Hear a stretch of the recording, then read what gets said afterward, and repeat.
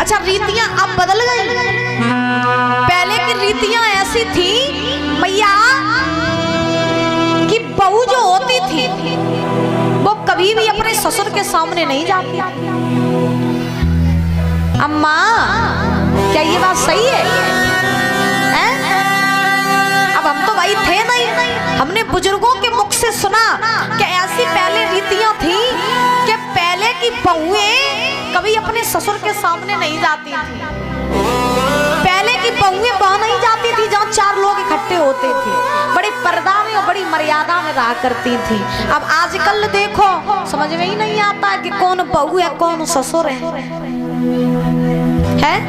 पहले का देवर अपनी भाभियों को अपनी माँ मानता था और आज का देवर अपनी भाभी को अपनी पत्नी बनाना चाह रहा है।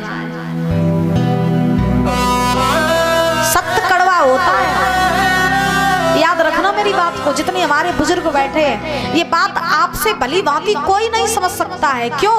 क्योंकि आपने दुनिया देखी है और हमने अभी दुनिया देखना प्रारंभ किया है। बहुत बड़ी बात नहीं कह रही है, आपने दुनिया देखी है, आपने समाज देखा है, आपने आज की भी दुनिया देखी है और आपने आज से 40 साल पहले की भी दुनिया देखी है। तो आप बता सकते हो कि पहले के जमाने और अब के जमाने में जमीन आसमान का फर्क हो गया है। पहले का देवर अपनी भाभी की नजर से नजर मिला के बात नहीं करता था और आजकल देखो महाराज ऐसी ऐसी मजाकें होती है सुनने में भी शर्म आती है। पहले का लड़का अपने बाप के सामने महाराज नहीं जाता था और आजकल देखो लड़का दारू पी करके आता सबसे पहले बाप को ही घरे आता है।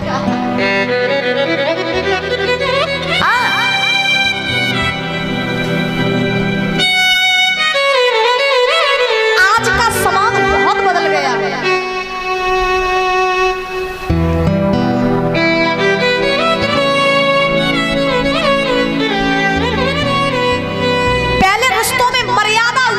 थी आजकल रिश्ते तो हैं लेकिन दादा मर्यादा नहीं है।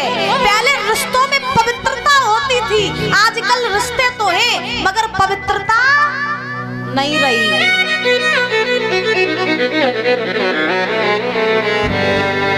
आजकल हर रिश्ते को यहाँ तक कि भाई बहन के रिश्तों को भी लोगों ने दूषित बना के रख दिया है। महाराज मैया बड़े ध्यान से सुनना मेरी बात, आजकल भाई बहन के रिश्तों को भी लोगों ने दूषित बना रखा है।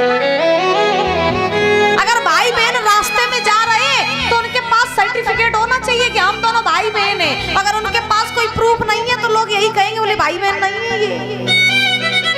हाँ, जमाना बहुत बदल गया है और जमाना बिगड़ो काय के चक्कर में, काय के चक्कर में। ये टीवी वाले को देख देख के, फोन वाले को देख देख के, सत्य बता रहे हैं आप। अगर टीवी वाली हीरोइन ऐसो करे तो बोले हम ऐसो ही करें, पड़ोसी अगर कुआं में गिरे तो हम कुआं में गिरे। क्यों जी? हाँ, एक कवि ये लिखते हैं कि जमाना कितना विचित्र हो गया है कि जब से दुनिया में ये धर्म कांटा चला, कि जब से दुनिया में ये धर्म कांटा चला तब से तराजू और पट्टा खत्म हो गया। जब से दुनिया में ये धर्म कांटा चला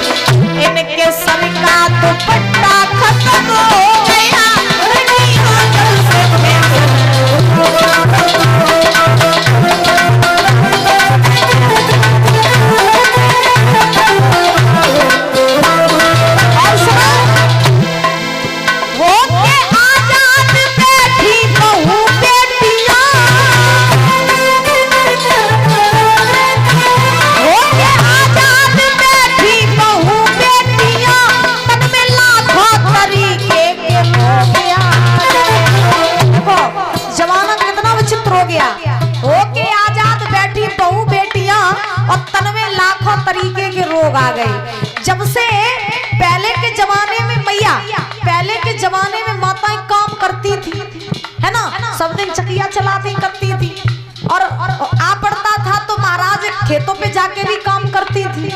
ठीक, पूरी पूरी दोपहरी महाराज पेड़ के नीचे बैठ करके काट लेती थी, पड़ोसनों में बैठती थी, अच्छी बातें सुनती थी, अच्छी बातें करती थी, बहुत काम करती थी। पहले की माताएं बीमारी नहीं पड़ती थी।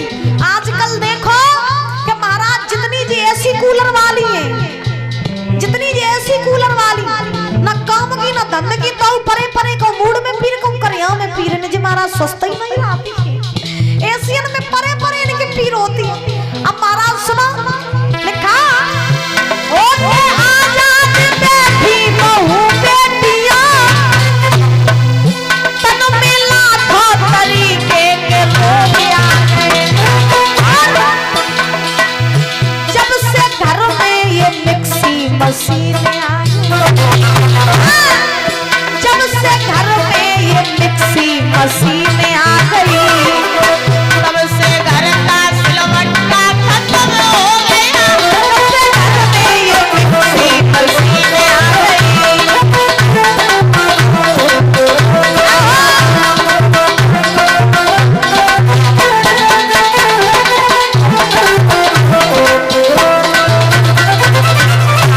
तो कहने का अर्थ महाराज कि आजकल रिश्ते तो है, न पवित्रता है और ना मर्यादा है। पहले लोग पढ़े लिखे नहीं होते थे, लेकिन महाराज सभ्यतादार और दूसरों का आदर सम्मान करना तो जानते थे। आजकल लोग पढ़े लिखे हैं, लेकिन महाराज दूसरों का आदर कैसे किया जाता है, दूसरों का सम्मान कैसे किया जाता है, ये लोगों के भीतर आता ही नहीं है। देखो हम देखते हैं लड़के बीकॉम किए हैं, बीएड किए, इतनी पढ़े महाराज, पढ़े लिखे हैं, काफी डिग्रियां लिए हैं, सब एजुकेटेड हैं, लेकिन बड़ों का सम्मान कैसे किया जाता है ये महाराज इनके भीतर है ही नहीं। पहले के लोग झुकते थे महाराज, झुक कर के प्रणाम करते थे। पहले के लड़के महाराज अगर बड़ा बूढ़ा कोई सामने आता था तो झुक के राम राम राधे राधे नमस्ते किया करते थे। आजकल के पढ़े लिखे हाथ नहीं जोड़ते, बोले हाय हेलो करते हुए चले जाते हैं। हाँ, हाय हेलो करते हुए चले जाते। कौन बाप, कौन दादा, कौन बड़े बूढ़े, कोई समझ में ही नहीं आ रहा है। हाय हेलो कर रहे हैं, ना नमस्ते आ रही है, ना राम राम, ना राधे राधे, हाय हेलो। इनको पसंद नहीं चलन ना, जो भगवान ने होता है हाय हेलो करने लगे रत्ता चलता है। सही बता रहे हैं आपको, ऐसी दुनिया बिगड़ी है महाराज।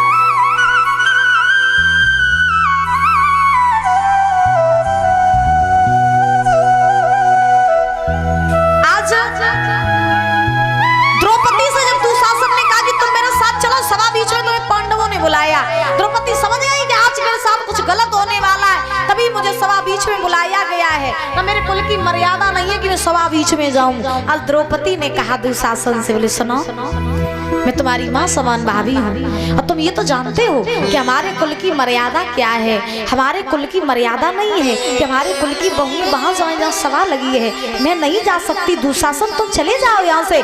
दुशासन ने कहा सुना, अच्छे से समझा रहे हैं, चलो तो चलो ना, जबरदस्ती ले जाना जानते हैं। द्रौपदी ने हाथ जोड़े, बोले छोड़ दो मुझे। दुशासन बोला चल रही हो नहीं? द्रौपदी बोली मैं नहीं जाऊंगी, वहां जाऊंगी मेरी बेइज्जती होगी, मैं क्या मुंह लेके जाऊंगी, छोड़ दो मुझे दुशासन। दुशासन ने केस पकड़ लिए कस के, और जैसे ही द्रौपदी के कस के केस पकड़े मैया रोने लगी, आंखों से आंसू आ गए। दुशासन द्रौपदी को खींचने लगा और खींच करके सभा बीच में ले जाने लगा। द्रौपदी कह रही है छोड़ दो दुशासन, अगर लाज आज मेरी गई तो लाज मेरी नहीं बल्कि तुम्हारी भी लाज जाएगी। क्यों? क्योंकि मैं बहू हूं तो तुम्हारे कुल की इज्जत हूं, तो मैं तुम्हारे कुल की।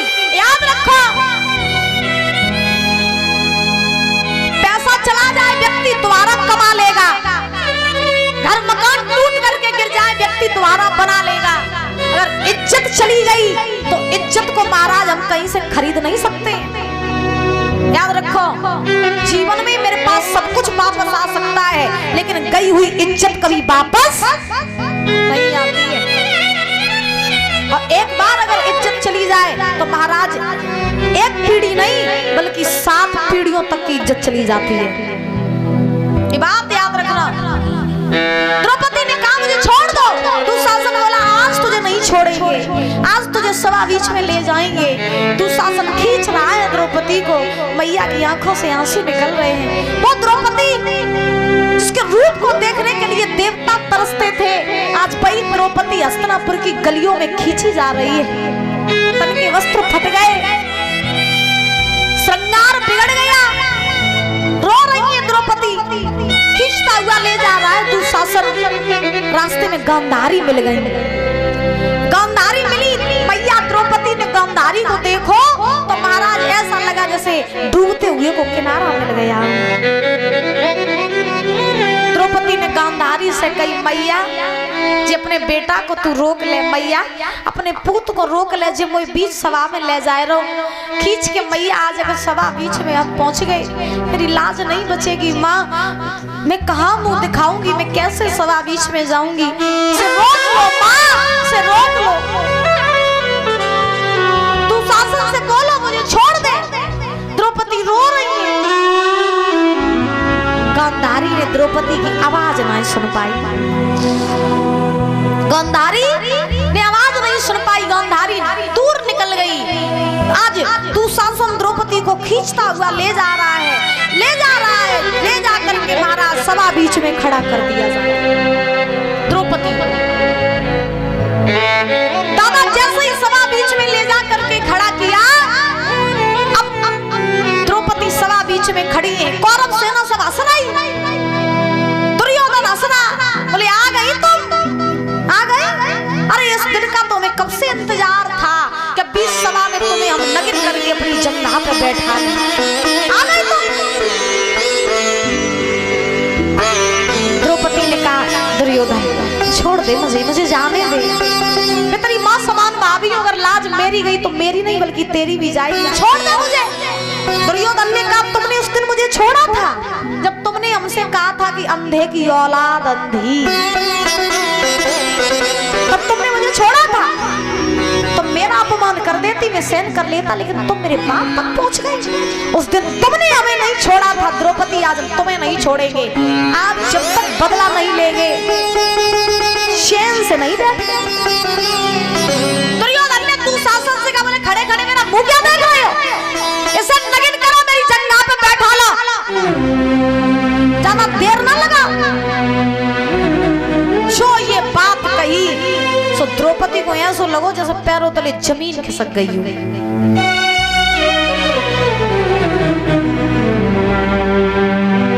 द्रौपदी ने हाथ जोड़े मुझे छोड़ दो, मुझे जाने दो। दुर्योधन हंस रहा है, सभी कौरव सेना हंस रही। द्रौपदी पहुंची अपने 5 पतियन के पास, पांडवों के पास, आंखों में आंसू है। द्रौपदी बोली सुनो तुम मेरे 5 पति हो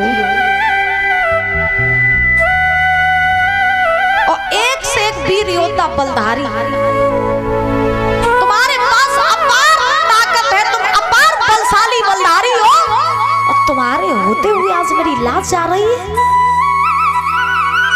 तुम्हारे होते हुए इस सभा में नगिन की जाऊंगी, तुम्हारे होते हुए आज मेरी इज्जत जाएगी।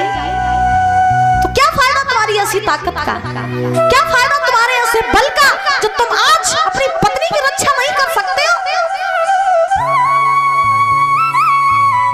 मेरी लाज बचा लो, मुझे बचा लो, मेरी इज्जत बचा लो। मुझे ये अभिमान था कि मेरे 5 पति हैं तो संसार में मेरा कोई कुछ नहीं बिगाड़ सकता, लेकिन तुम्हारे होते हुए मेरी लाज जा रही है। मेरी धिक्कार है तुम्हारी ऐसी ताकत पे। आज पांडवों ने गर्दन नीचे झुका ली, द्रौपदी रो रही है। उस सभा में कोई ऐसा नहीं है द्रौपदी की मदद कर सके। द्रौपदी पहुंची और चलते चलते अपने पितामह भीष्म के पास पहुंची, जवाब दिया बाबा आप तो मेरे ससुर हैं, आप भी बहुत बलशाली हैं, बहुत बलधारी हैं, आपके पास भी अपार बल है, और फिर भी आप जैसे योद्धा जिस सभा में बैठे उस सभा में एक अबला नारी की लाज जा रही है और आप बैठ के तमाशा देख रहे हो। कारण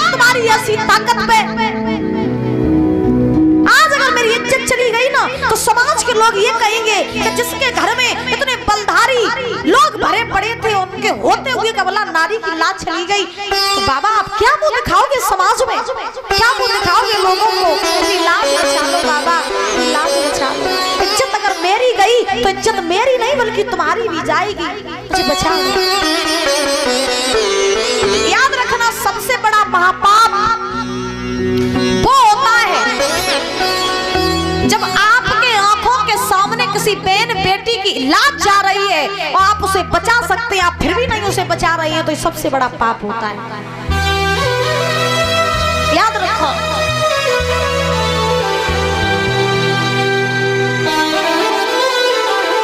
आज द्रौपदी सबसे मदद मांग रही है, कोई उस सभा में नहीं है जो उसकी मदद कर सके। दुशासन आगे बढ़ा और दुशासन ने आगे बढ़ के दादा द्रौपदी की साड़ी को पकड़ लिया और जैसे ही दुशासन ने आगे बढ़ करके द्रौपदी की साड़ी को पकड़ा और जैसे ही खींचना चाहा तो मैया ने कस के अपनी साड़ी को दोनों हाथों से पकड़ लिया। और द्रौपदी सोच रही है कहीं ऐसा ना हो कि ये साड़ी मेरे हाथों से छूट जाए और मेरी लाज चली जाए, तो कस के उस साड़ी को पकड़े हैं मैया। अब जैसे ही साड़ी कस के पकड़े हैं द्रौपदी आज कह रही हैं इस सभा में कोई ऐसा नहीं है जो मेरी लाज बचा सके। एक बात कही द्रौपदी ने कि नीचे किए बैठे सर और कुछ पड़े ना असर और सर कटता ही सर और स्वामी होगी ना बसर। और क्या मान रहेगा स्वामी द्रौपदी बोली और साड़ी का पल्लू जब सरका।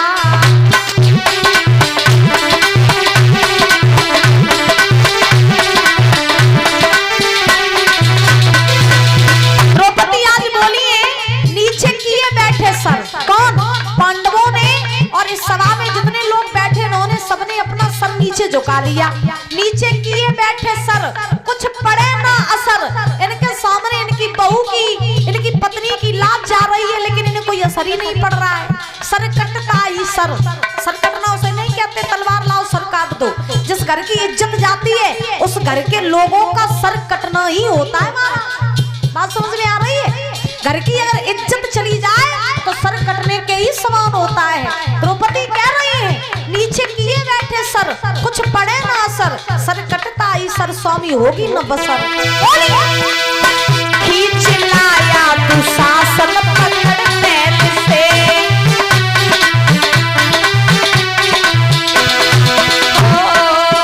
खींच लाया दुशासन पकड़ पैर से नगिन करता सभा में बड़ी देर से।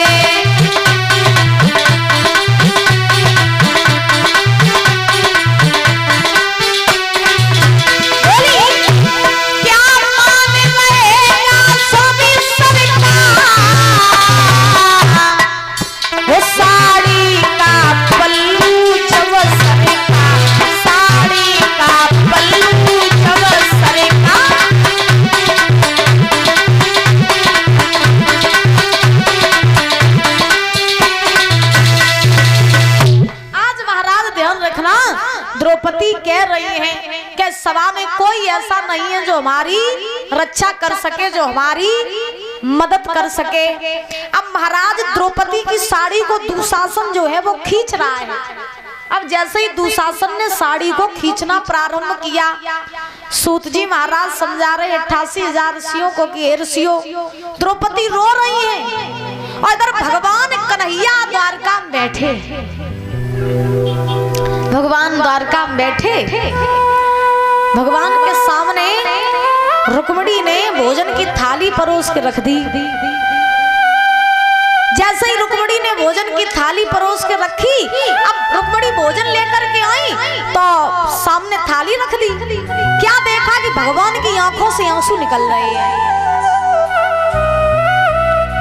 अब भगवान की आंखों से आंसू निकल रहे तो रुक्मिणी ने भगवान से पूछा, नाथ आपकी आंखों में आंसू क्यों है? भगवान ने रो करके कहा, भद्रे आज मेरी आंखों में आंसू इसलिए हैं कि 20 सभा में मेरी बहन की लाज जा रही है। बीच सभा में मेरी बहन लगन की जा रही है और मैं यहाँ बैठ करके सब देख रहा हूँ। मेरी बहन की साड़ी खिंच रही है और सभा के लोग सब बैठे बैठे देख रहे हैं। कोई ऐसा नहीं है जो मेरी बहन की लाज बचा सके। मेरी बहन की लाज जा रही है, मैं इसीलिए रो रहा हूँ। रुक्मिणी ने कहा तो प्रभु आप रो क्यों रहे हो, आप चले जाओ और द्रौपदी की लाज बचाए आओ। भगवान ने कहा भद्रे मैं जाऊं कैसे, अभी ना बहन मेरी मुझे बुला नहीं रही है। मैं यही सोच रहा हूँ कि वो मुझे बुलाए, मैं दौड़ा दौड़ा जाऊं, वो मुझे बुला ही नहीं रही है, मैं कैसे जाऊं। रुक्मिणी ने कहा तो आप भोजन तो कर लीजिए कम से कम। भगवान ने कहा नहीं, जब तक मैं अपनी बहन की लाज नहीं बचा दूंगा तब तक मैं भोजन नहीं करूंगा। क्या पता मैं भोजन करने में विलंब गया और मेरी बहन ने मुझे बुलाया और मैं टाइम पे न पहुंच पाया तो मेरी बहन कहीं मुंह दिखाने के लायक नहीं बचेगी। मैं भोजन तभी करूंगा जब मैं अपनी बहन की लाज बचा लूंगा। धन्य हमारे प्रभु, याद रखो भक्त कहता है कि भगवान बिना बुलाए आए और भगवान कहते हैं कि भक्त हमें बुलाए हम तब जाएं। यानी भक्त भगवान के भरोसे और भगवान अपने भक्त के भरोसे होते हैं। हमें अगर थोड़ी सी भी चोट लगती है ना, ये बात मेरी याद रखना, अगर हमें थोड़ी सी भी चोट लगती है तो सबसे पहले भगवान को महसूस होता है। हम कितने भी पाप करें, हम कितने भी अधर्म करें, कितने भी हम अत्याचार करें, लेकिन हम भगवान को भूल जाते हैं, लेकिन प्रभु हमें कभी नहीं भूलता है। हम इतने बड़े मूर्ख हैं कि भगवान ने हमें मनुष्य का शरीर दिया और उस धरा पर भेजा, लेकिन हम ना भगवान को ही भूल जाते हैं। जिसने हमें शरीर दिया, जिसने हमें बनाया, हम उसे ही भूल जाते हैं। हम भगवान को भूल जाते हैं, लेकिन भगवान कभी हमें नहीं भूलता है। वो हमेशा हमें याद करते हैं प्रभु। अगर हमें थोड़ी सी भी चोट लगती है, अगर हमें थोड़ा सा भी दर्द होता है तो उससे पहले हमारे प्रभु को दर्द होता है, उन्हें कष्ट होता है। लेकिन हम लोगों की मानसिकता ऐसी है कि हम लोग ना भगवान को बुलाना ही नहीं जानते हैं। हम इतने पापी हैं, हम इतने अधर्मी हैं कि हमें ना भगवान की याद ही नहीं आती है। हम संसार के सुखों में इतना बिलम जाते हैं, हम इस मोह माया में इतने फंस जाते हैं कि हमें प्रभु की याद ही नहीं आती है। जिस दिन हमें भगवान की याद आएगी ना, उस दिन भगवान ना दौड़े दौड़े आएंगे, लेकिन हम उन्हें बुलाना ही नहीं जानते हैं तो वो आएंगे कैसे। भगवान खुद हमारे भरोसे बैठे रहते हैं कि भक्त हमें बुलाए और मैं दौड़ा दौड़ा जाऊं। आज भगवान द्रौपदी के भरोसे हैं कि वो मुझे बुलाए और